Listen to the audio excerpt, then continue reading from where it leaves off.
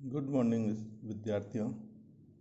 आज हम शुरू करेंगे बाउंडेडनेस ऑफ ए सीक्वेंस, अनुक्रम की परिबद्धता।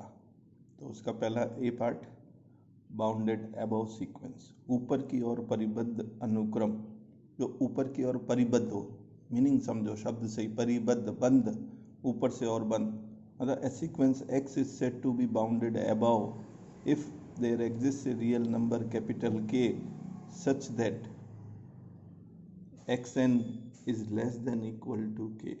तो xn जो होगा, nth टर्म जो होगी, कोई भी टर्म, चाहे first term, for every n belongs to n, every term of the sequence is less than equal to n, then the sequence is known as bounded above।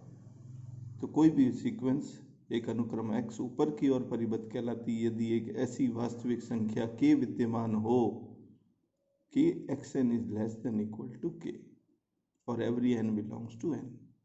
तो capital k से सारी terms जो है वो छोटी है या समान है, तो यह सीक्वेंस ऊपर की ओर परिबद्ध अनुक्रम कहलाता है। इसी टाइप से B, bounded below sequence. A sequence x is said to be bounded below if there exists a real number small k such that xn is less than equal to small k for every n belongs to xn is greater than equal to small k for every n belongs to capital N।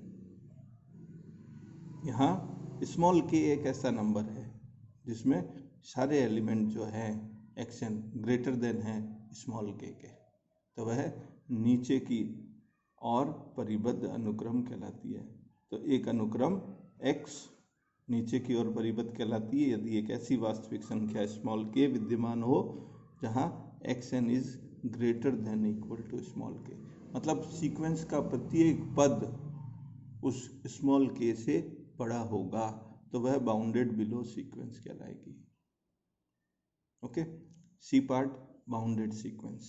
Important definition, कई बार पूछी गई है exam में। A sequence is said to be bounded if it is bounded below and above both. अगर कोई sequence bounded below और bounded above both है तो वह सीक्वेंस बाउंडेड सीक्वेंस कहलाएगी। मीन्स ऊपर की ओर परिबद्ध और नीचे की ओर परिबद्ध दोनों कंडीशन सेटिस्फाई करती हो तो वह सीक्वेंस बाउंडेड सीक्वेंस कहलाएगी, परिबद्ध सीक्वेंस कहलाएगी। मतलब दो वैल्यूज में परिबद्ध है, स्मॉल k और कैपिटल k के बीच में। और इसको यूं लिख सकते हैं, if there exist a real number small k and capital k such that small k less than equal to xn less than equal to capital K for every n belongs to n, then the sequence is called bounded। Next, D, unbounded sequence। A sequence x is said to be unbounded if it is neither bounded above nor bounded below।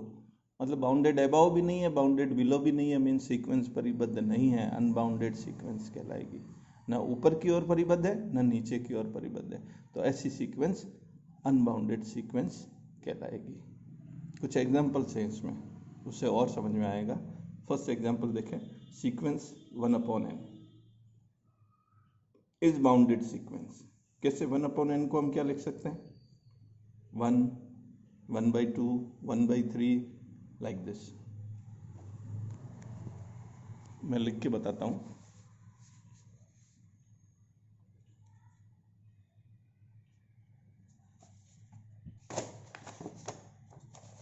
जैसे ये sequence हमारी 1/n कैसे है bounded?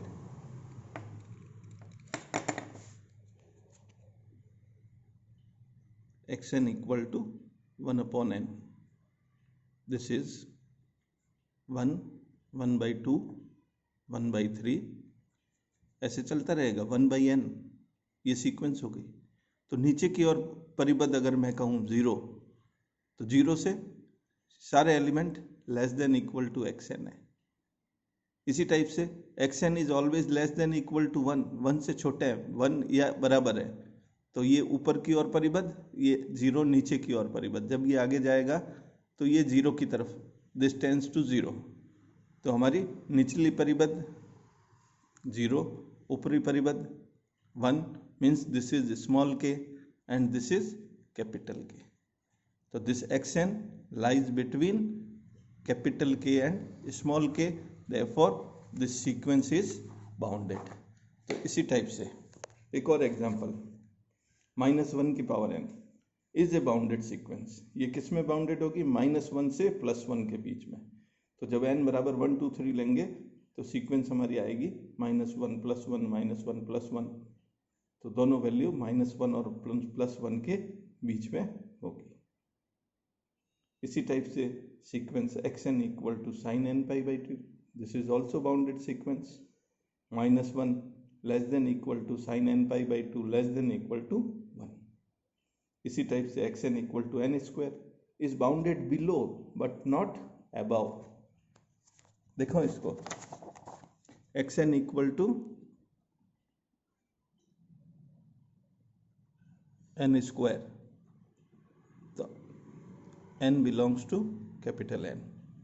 तो this is equal to 1, 2 रखेंगे तो 4, 3 रखेंगे तो 9, 4 रखेंगे तो 16, ऐसे बढ़ता जाएगा।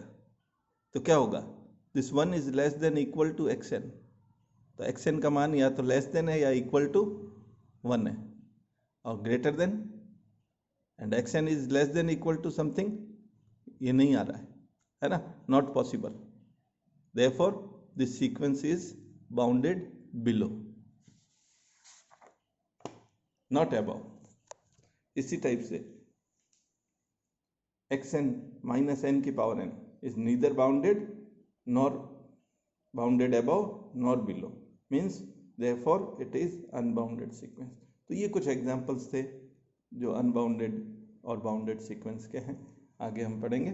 Thank you very much.